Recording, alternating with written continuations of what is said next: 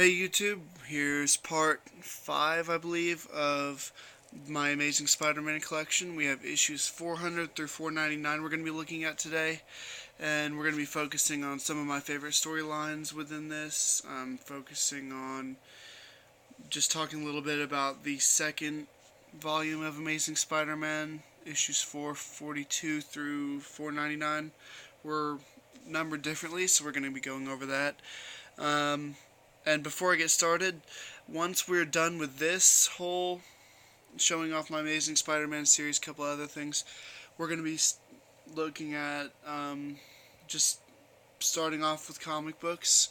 I'm going to do a video telling my story, and then I'm going to give some beginner collector's tips, some more intermediate collector's tips, and if you guys see anything that I leave out while I'm doing that, please comment or message me, and I'll get back to you as soon as I can. But let's go ahead and jump into everything and start off issue 400. This is the issue where they made a big deal about the death of May Parker, or Aunt May as everyone else knows her to be. You can't really see it on the video, but it's the die cut double, like they stapled another thing over it so it gatefolds, or I think that's what it's called. It says Amazing Spider-Man 400, and then it shows Spider-Man swinging off on the cover.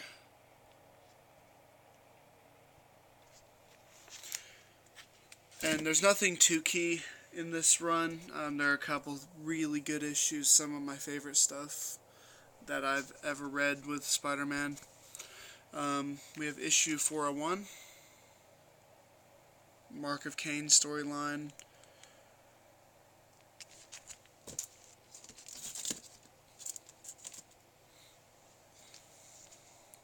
Amazing Spider-Man with the Scarlet Spider and the new Dr. Octopus on the cover.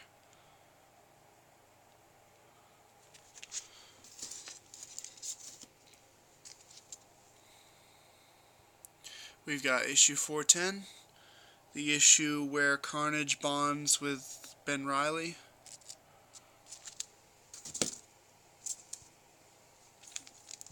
Issue 411.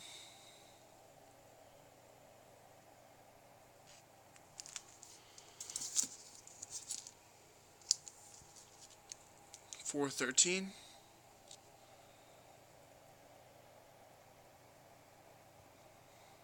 As you can see on the cover, there are a lot of kind of mock characters on here that they've done. If you have the issue, you could probably see it better yourself. Just you can notice little nods to different movie characters, classic characters, and stuff like that, kind of mocked off so that they don't get sued or anything. Issue 414, I'm pretty sure it's the first appearance of Delilah, which was a big role with the Rose at this time. 415, the Onslaught, part of the Onslaught mega story that they did back then. This was about 18 years ago that these came out. It's really strange thinking that too, considering I started collecting not too long ago, but it still doesn't feel like 18 years ago that these things have been around. Got issue 416, The Hero's Farewell, right before The Hero's Reborn happened, where they renumbered the Avengers series, Fantastic Four, everything else, along with Spider-Man. Issue 417.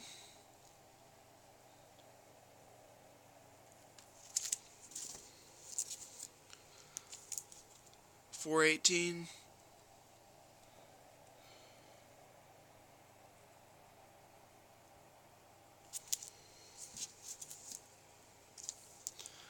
.419.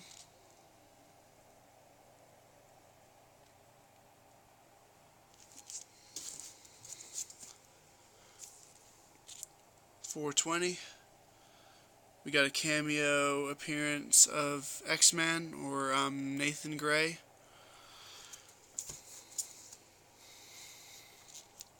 421,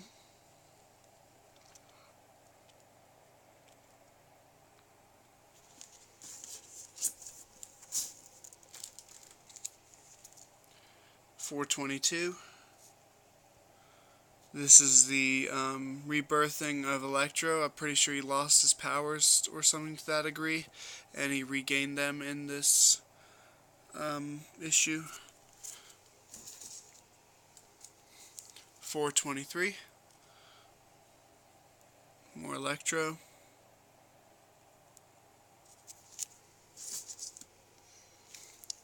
425.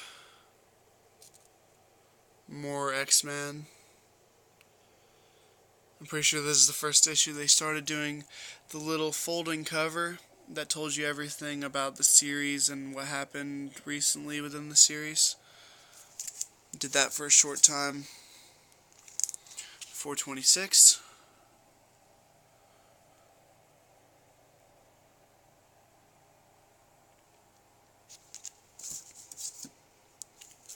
432.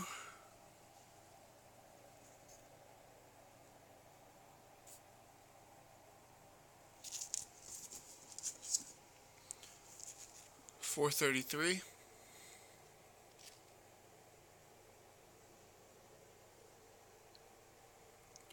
'This is the prelude to the Identity Crisis, which starts off in issue 434, which was a multi-series event where Peter Parker was just trying to find a new identity because of his angstiness, as a feature called it. Issue 435. This is the Ricochet issue.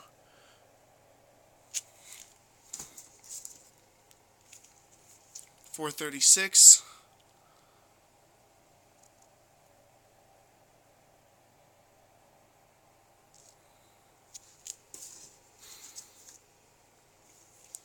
439.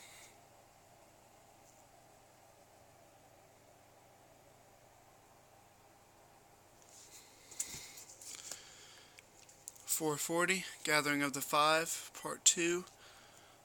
That was a series that led up to the renumbering of Amazing Spider-Man, where we get to what would be issue 442, where it's renumbered to issue number 1.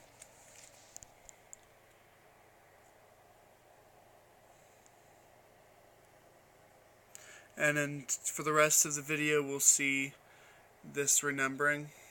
And then the next video, it'll start back to the regular numbering. We've got issue 2 variant, and when I was shopping for this, I actually found it easier to get the variant than I did for the original copy. And the variant actually in Comics Price Guide is worth more and actually considered to be a rarer item. So that was interesting.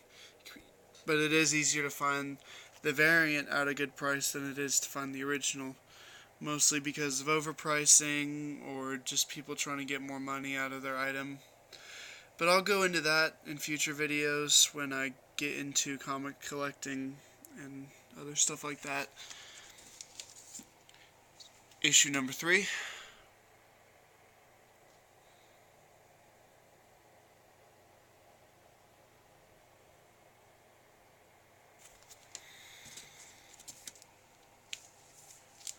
Issue number 4.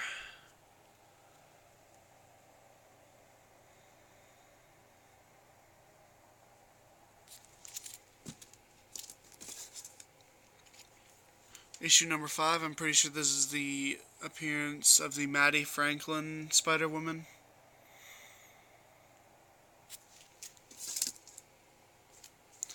Number 6.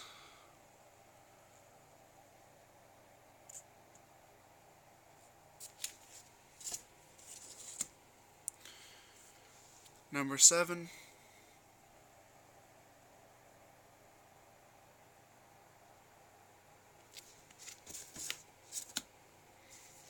Number 8.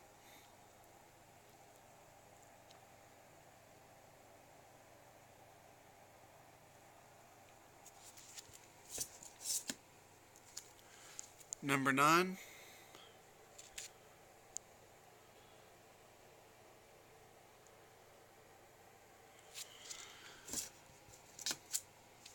Number 10.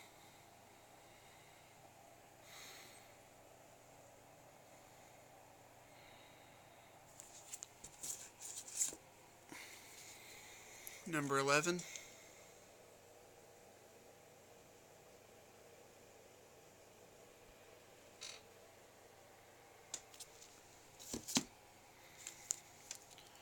Number 12.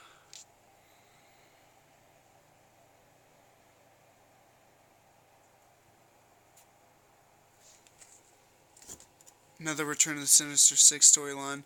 Venom was actually on that Sinister Six for a very short time. Issue number 14. The 60-year anniversary of Marvel. Or of superheroes, is what it says. So it might just be since the Marvel age happened. No, since Marvel, or Timely at the time, started. You got issue number 15, Doctor Doom cameo.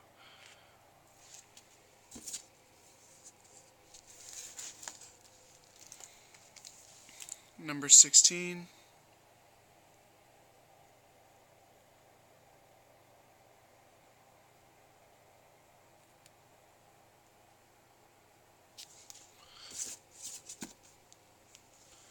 Number 17, Electro and Mysterio on the cover.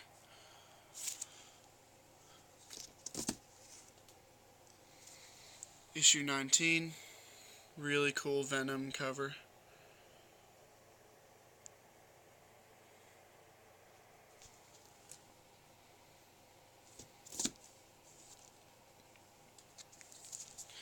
Issue 20, a ridiculously big issue of nothing but reprints about Spider Slayers.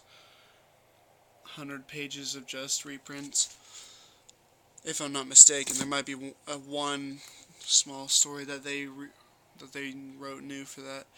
Issue 22.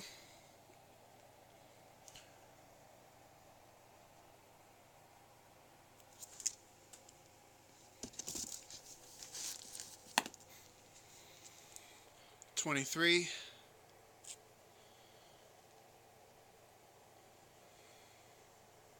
And I'm pretty sure that this is the end of those folding covers era.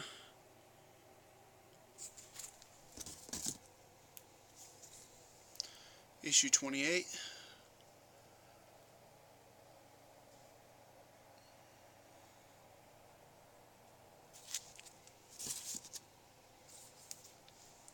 Issue 29.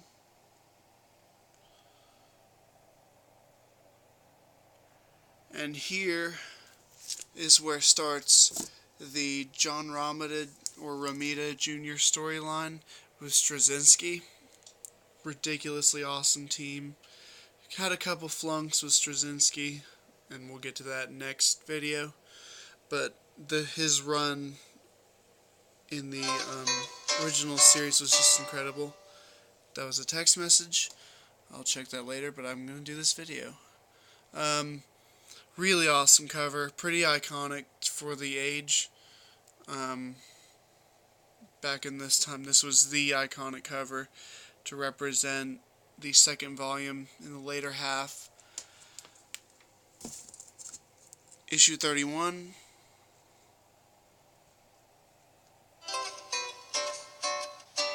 And there's another message. I'll have to mute my phone the next time. Issue 32.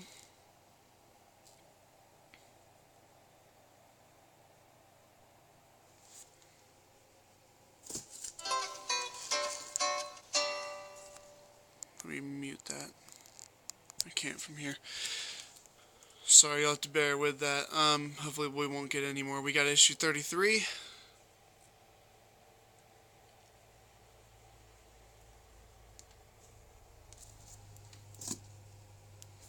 Issue 35.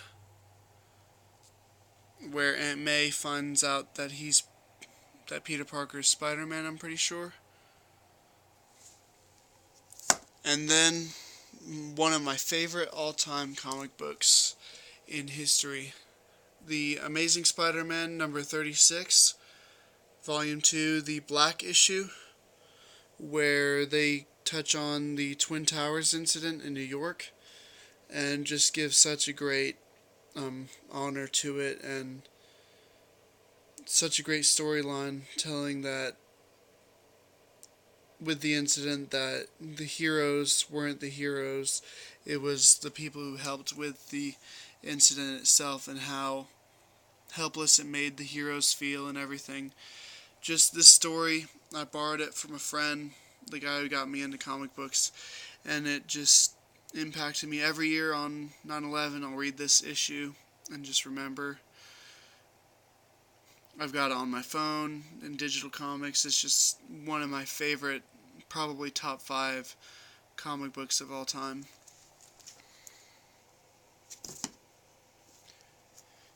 Issue number 39, not a single word in this entire issue, where it's all just, it was a challenge that everyone made at Marvel, to where they said that Straczynski and Romita Jr.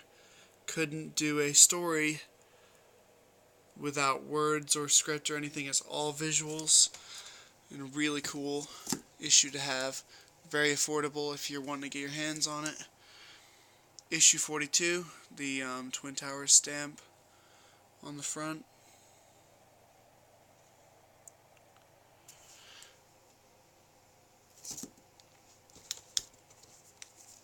Issue 43.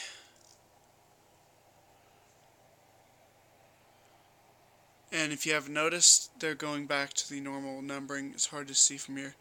It says issue 43, also 484. I'll go ahead and just start calling out the original numbering. We've got 486. These are some of my favorite covers when you get to this, around this time. Just so detailed, and with the art and everything, it just makes a Spider-Man comic what it is, where they tie the coloring of everything in with the coloring of the title. That's something that Marvel does extremely well with their comic books. Amazing Spider-Man 490.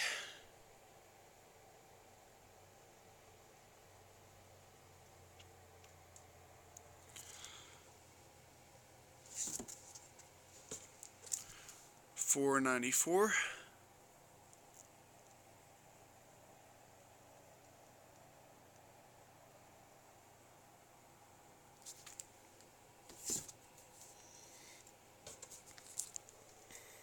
$4.95.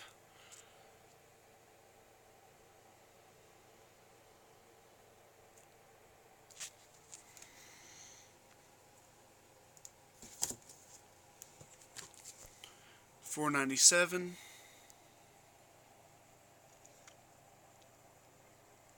If you're looking for great stories for Spider-Man, check out these last, probably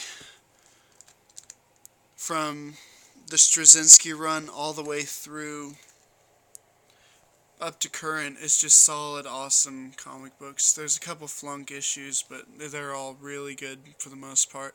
Issue 498, nearing the end. And finally, for this video, we have issue 499. Next issue will cover issues 500 through 599, nearing the end of the series, so we'll be moving on to other things once that's done. Thanks for watching. Please remember to subscribe, tell your friends about it, comment, leave a like, everything else, and I'll see you guys later.